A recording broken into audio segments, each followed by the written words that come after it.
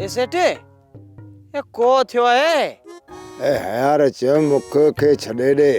ए मुआ तो अगना तबियत जो पे पूछा ये इते भी कावड़ जे पियो। ए मोहजे तबियत सी तुझो केड़ो कम गुजारो तो चवी। ए अजू जे मुए के गुजारो थियो है ए मो तो तत्तो पियो है। अरे सोरा मौके पानी प्यार खुशकी थी गई है। ए सेठे ए हाने समदम ए तो असी न रन जानल पट्टी कई है।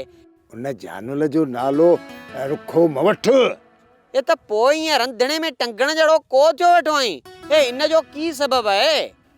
अरे यार मोह जो मथो पियो फिरे हाल फिलहाल छड़ मोह के हणाए न चंबो। ए जैसी मुख हकीकत की न सुनाई ने ए आऊं तो के की न छड़ी दो से। ए सोरा ए को मसलो पैदा थियो है ए आऊं तो के पो सुनाईंदुस। ए इन जो मतबलो त फकीर जी तो आके लगी है ए तडही पे एडू गालियां करें। ए सोरा यो अरे गुजारो तो चोई। ए सेठ मोलू ए जेका नुकसान वारी गाल है ए त पक्का समझो ए फकीर जी तो असी लगी है ए तडही एडी हालत थी है। अरे सोरा सोरा एड़ी की भी गाल किने ए फकीर मौके हरिया भरिया उजाड़े लाए पिटींदो।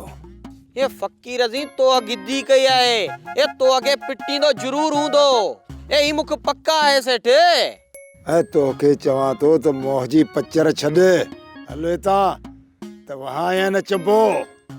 ये वन्नी खड्ड मंज पो ए इन मंज मोजो गुजारो।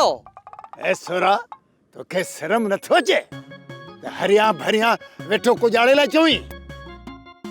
ए हरिया भरिया पियो तंग करिए एक चिड़त ही थी ना।